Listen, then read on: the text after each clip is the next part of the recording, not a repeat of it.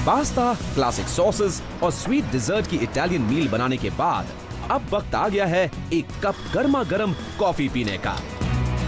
तो चलिए चलते हैं यहाँ से दूर सेंट्रल अमेरिका में एस्प्रेसो पीने के लिए।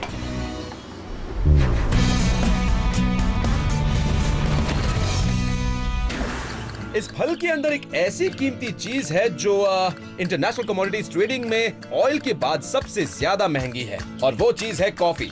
और यहीं से हमारी एस्प्रेसो ड्रिंक की शुरुआत होगी। मैं कोस्टा रिका में हूँ और मेरे पीछे आप देख सकते हैं सैन मार्कोस शहर है, और इस जगह को टेराजू कहते हैं। और यहाँ पर पिछले 100 सालों से कॉफी की फसल इतनी इम्पोर्टेंट है कि यहाँ रहने वाले लोगों की कमाई किसी न किसी तरीके से जुड़ी हुई है कॉफी के साथ।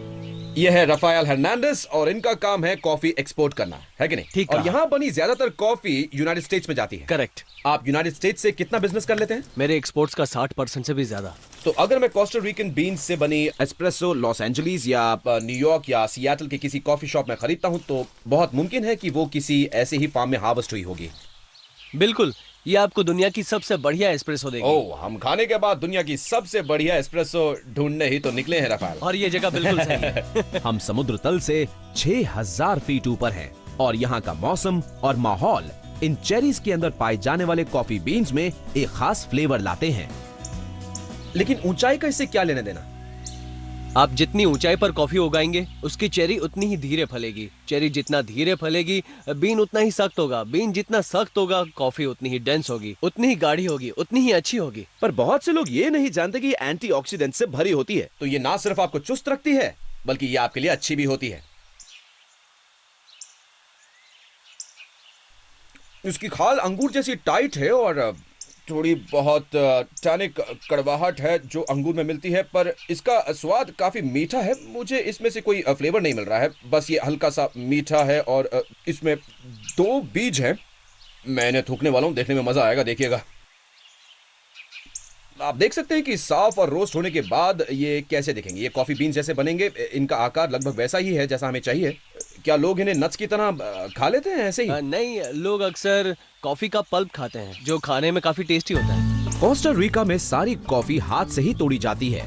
इसकी पहली वजह है ये कि ऊंचाई पर होने के कारण यहाँ मशीन लाना बड़ा मुश्किल है, और दूसरा ये कि सही चेरीज को तोड़ना एक कला है।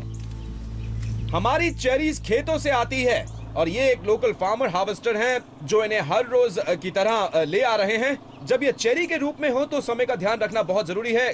कुछ ही घंटों में इनमें से पल्प यानी गुदा निकाल लेना होगा, वरना ये सड़ने लगेंगी। और यहाँ वेट मिल में यही होता है। हम इनमें से गुदा निकालेंगे और इन बीन्स को एस्प्रेसो बनाने के एक कदम करीब ले जाएंगे। यहाँ का मैकेनिकल वॉशर फ्रिक्शन और पानी के प्रेशर के जरिए गुदे से इन छोटे बीन्स को बाहर निकालता है। चेरीज में चीनी से भरा गुदा निकाल कर साइड में डाला जा रहा है। ये ऑर्गेनिक खाद के रूप में भी इस्तेमाल किया जा सकता है, और कई लोगों का मानना है कि आने वाले समय में ये ईंधन का स्रोत भी बन सकता है। साफ की गई बीन सूखने के लिए तैयार हैं और इस नाली से इन्हें नीचे भेजा जा रहा है।